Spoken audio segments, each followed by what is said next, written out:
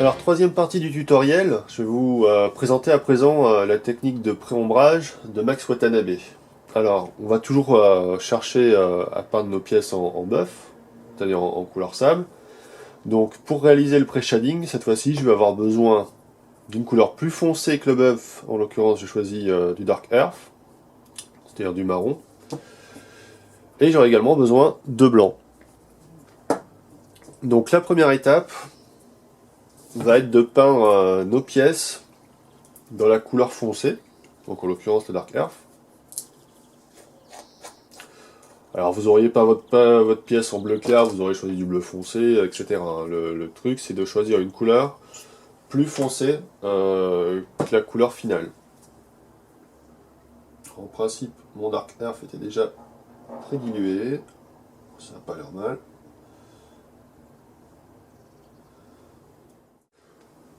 Donc on va peindre notre couleur au marron foncé. Donc de l'aplat pour l'instant, classique.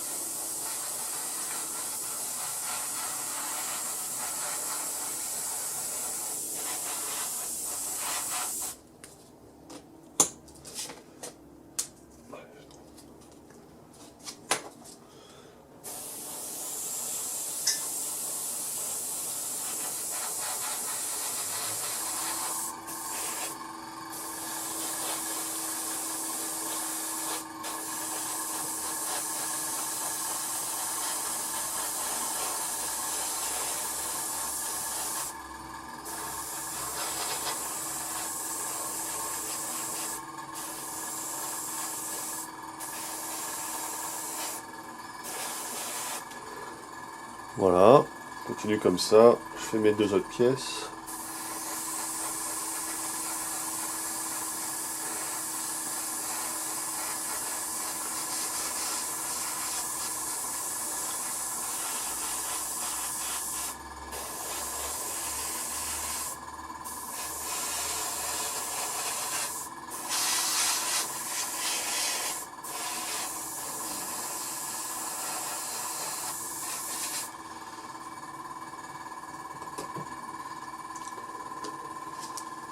Et la dernière.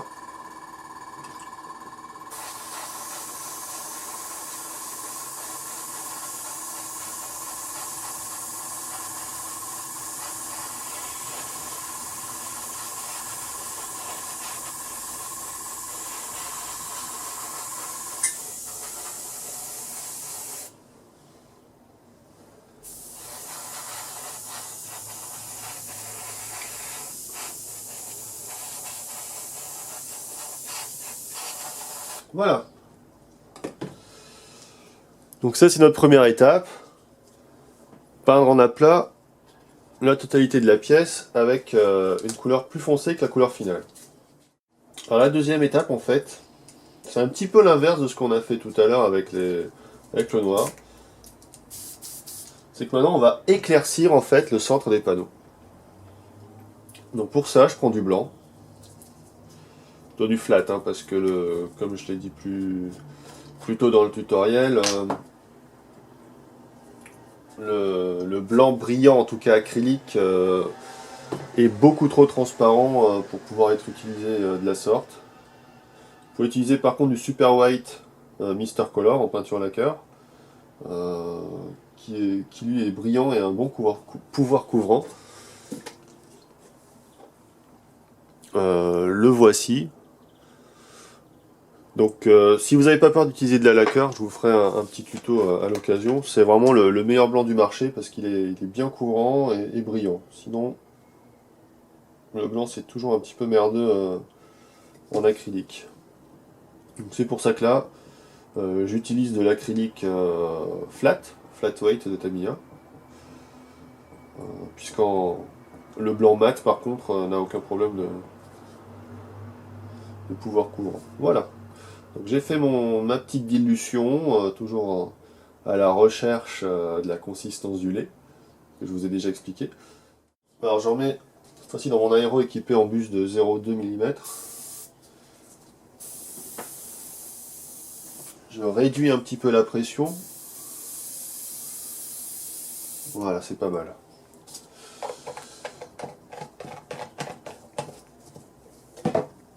Et donc là, je reprends mes pièces. Et ce que je vais faire, c'est en fait éclaircir. Voilà, donc, en fait, on va repeindre en blanc l'intérieur des panneaux. En fait, à la démarche, c'est l'inverse. On part d'un truc qui est complètement sombre et on va chercher à recréer les zones de lumière en mettant du blanc. Et alors, ce qui est vraiment intéressant avec cette technique-là par rapport à la technique du pré-ombrage au noir, c'est qu'en fait, c'est beaucoup plus facile pour un débutant de venir éclaircir le centre du panneau. Parce qu'en fait, vous visez le centre et puis petit à petit, vous vous écartez vers l'extérieur. Il n'y a pas besoin d'avoir beaucoup de skill pour y arriver. Alors qu'avec la technique de repasser les lignes en noir, par exemple, là, il faut déjà un petit peu mieux savoir maîtriser son aérographe. Puisque ça implique de ne pas trembler, d'arriver à suivre des lignes bien droites. Là, c'est pas le cas. Très honnêtement, la première fois que j'ai utilisé cette technique-là, c'était sur un de mes premiers gameplays, j'ai vraiment eu aucune difficulté à le faire.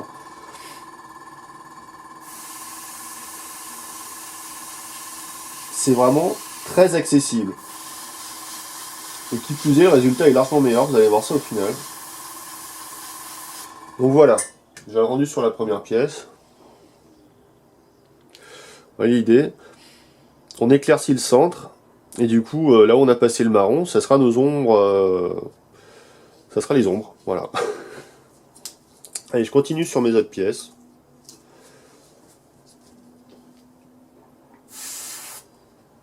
Moi aussi, c'est bon.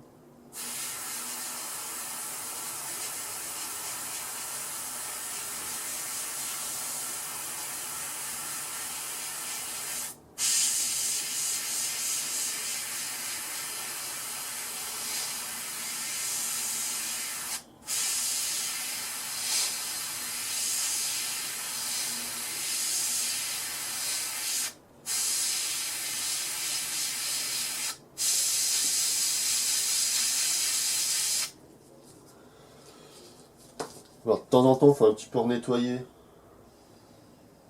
l'aérographe au niveau de la buse parce que pour arriver que ça s'encrasse un petit peu et que ça commence à crachoter, donc tout simplement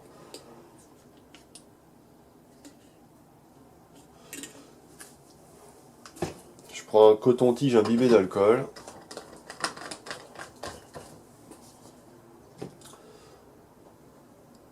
Et je nettoie comme ça. Voilà, il y a quand même un peu de crasse.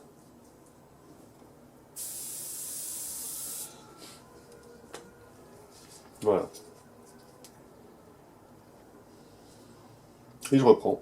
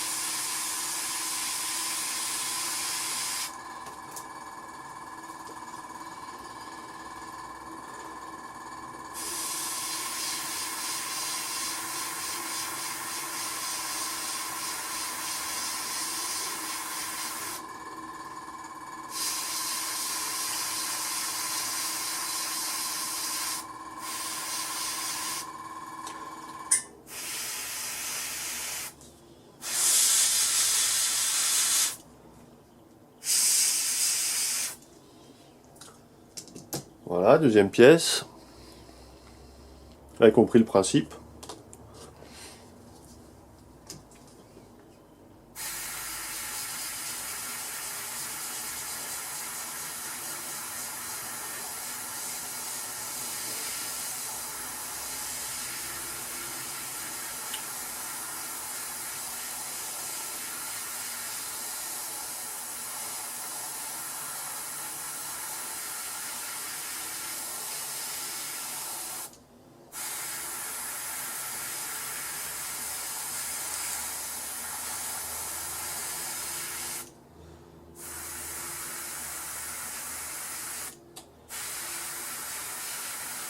Alors faites attention quand vous travaillez comme ça avec de la peinture très diluée, de ne pas trop vous appesantir sur une même zone, sinon vous allez faire des petits pâtés comme là. Bon là c'est pas grave parce que ça se verra pas une fois qu'on passera à la couche finale.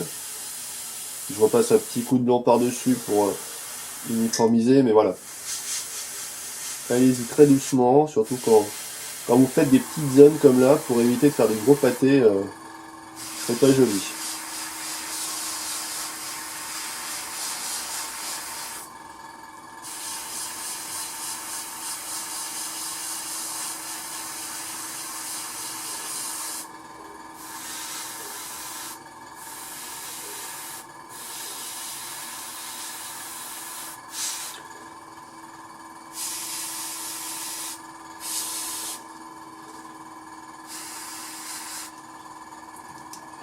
Voilà.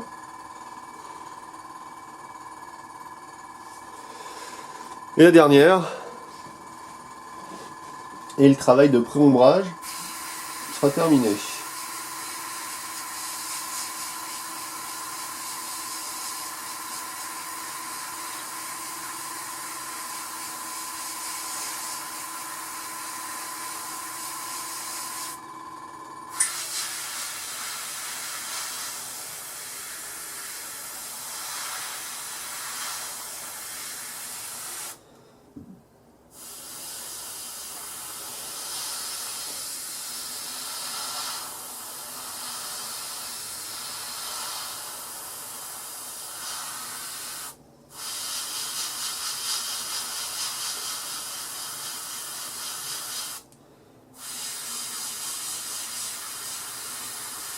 Vous voyez, je pars du centre, j'étends vers l'extérieur jusqu'à arriver pas trop loin des bords, sans les toucher, de manière à garder des zones sombres.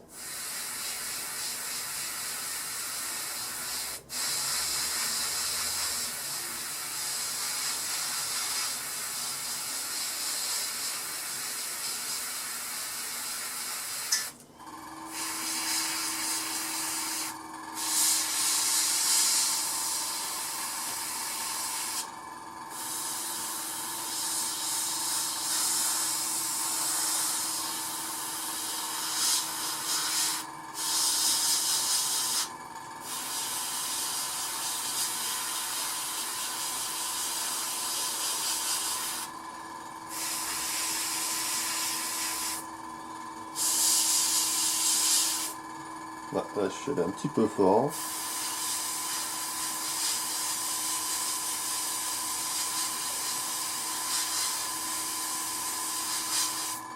Bon, c'est pas grave.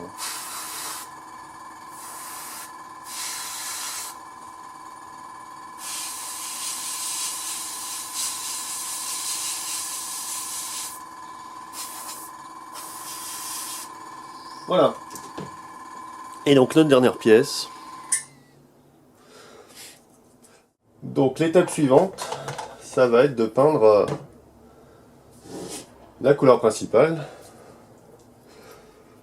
Toujours en voile fin. Hop. Donc là je vais reprendre notre aérographe qui va me permettre de vous montrer un petit peu comment je travaille entre chaque couleur. Hop. On met ça celui-là.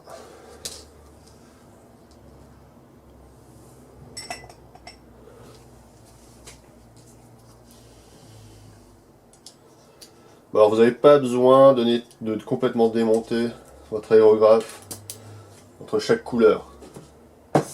qu'il faut, c'est juste dégager trop plein de peinture. Donc tout à l'heure j'étais avec mon marron. Je vide le plus haut. Je termine de vider l'aérographe, le contenu de l'aérographe dans mon pot de récup. Voilà, et puis je vais tout simplement vaporiser un coup de diluant pour nettoyer l'intérieur avant d'appliquer la nouvelle couleur. Alors, c'est de l'acrylique, vous pouvez travailler avec de l'alcool. Moi perso, je préfère utiliser du diluant cellulosique, c'est plus puissant. Vous êtes sûr qu'il n'y a plus rien qui reste après ça. Je monte la pression à 2 bars. Je frotte un petit peu l'intérieur avec un pinceau, histoire que ça accroche. Il n'y a rien qui reste accroché.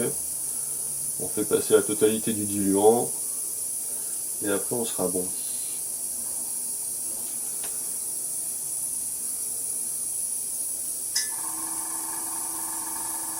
Voilà. Donc là normalement c'est bon. Ce que vous pouvez faire c'est juste retirer l'aiguille pour la nettoyer rapidement. Je passe un petit coup. Et là vous êtes prêt pour passer votre nouvelle couleur, tout simplement.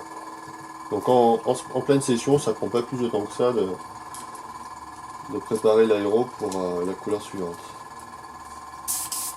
On finit de cracher ce qui reste, on pense à redescendre la pression du compresseur. Pour pas avoir de mauvaise surprise quand vous allez vaporiser tout à l'heure. Et voilà, voilà. Donc je reprends mon bœuf.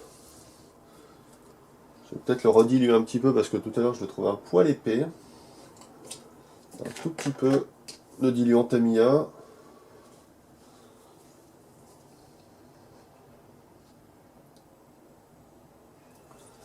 Voilà.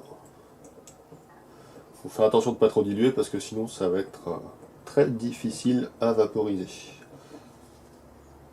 Et là ça a l'air bon. Hop, j'en reverse. Voilà, on est bien là. Et donc on va y aller. On reprend nos pièces préparées. Et très léger.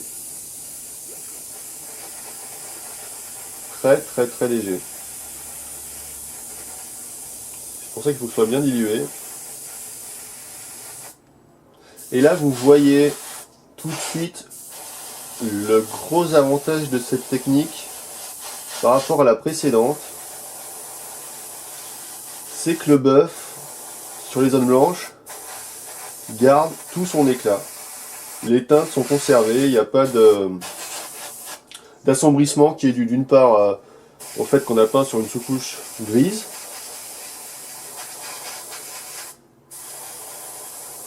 Et d'autre part parce que l'ombrage n'est pas noir, mais une variante de la peinture finale. Donc le rendu est plus fin. Voilà. Et là vous passez donc vos voiles jusqu'à temps que le résultat de l'ombrage vous convienne. Moi j'aime pas trop les ombres fortement marquées, donc je préfère des choses un peu plus subtiles. Mais là c'est bien comme ça. Je vous montre ça de près. Voilà, hop. Et je continue. Alors vous verrez à la fin du tutoriel, lorsque la peinture sera bien sèche, je vous montrerai un petit peu les deux pièces peintes donc avec des techniques différentes, côte à côte, pour vous rendre compte vraiment de la différence de résultat. Alors la technique Max Watanabe, effectivement, elle est un petit peu plus longue, forcément, puisqu'on va avoir 3 couches de peinture, contre 2 précédemment. Mais comme je l'expliquais, elle est quand même très facile à réaliser. C'est plus long, mais c'est plus facile. Ça demande moins de maîtrise de l'aérographe. Et elle donne quand même un excellent résultat. Moi je trouve que quand on débute, c'est vraiment la meilleure technique de shading parce que elle est facile à comprendre, hein, vous voyez, il n'y a pas trop à réfléchir sur où est-ce qu'on va placer la lumière, on se contente en général de peindre l'intérieur des panneaux en blanc après avoir passé notre peinture sombre. Ça permet déjà de bien mettre en valeur les kits. Après, c'est pas ma favorite parce que, comme je vous l'expliquerai plus loin, moi je préfère vraiment travailler la lumière selon une direction plus réaliste. Parce qu'en fait, là, ce qui se passe, c'est que les ombres sont placées de manière systématique, hein, quelque part, sur les contours des pièces. Et ça, c'est pas forcément quelque chose de super réaliste. En général, les angles ont plutôt tendance à capter la lumière plutôt que les ombres. Hein. Si vous regardez ça dans la réalité, ne serait-ce qu'une voiture, vous voyez tout de suite qu'en général, vous avez des reflets sur les angles, etc. Et que ça, la technique Max Watanabe, pardon, la technique Max Watanabe ne le permet pas. Du moins, si vous arrêtez là, après, vous avez toujours la possibilité de rajouter des effets après ça. Mais d'un point de vue purement visuel, purement esthétique, c'est une technique qui donne de très bons résultats pour donner, comme je disais en introduction, du relief à votre maquette, casser l'aspect à plat, tout en gardant un rendu de couleur de bonne tenue et non pas assombri comme le veut la technique au noir. Après, bon, comme je l'ai montré sur l'aile du Savoia, vous pouvez adapter la technique d'ombrage simple des lignes de structure en utilisant, là aussi, une couleur plus sombre. En fait, vous l'avez vu, c'est un petit peu la technique Max Watanabe à l'envers, c'est-à-dire que sur le Savoia, j'ai d'abord passé du blanc, puis j'ai peint les arêtes en sombre, et après j'ai passé ma couleur finale. Voilà. Donc vous voyez, en fait, il y a vraiment plusieurs techniques possibles.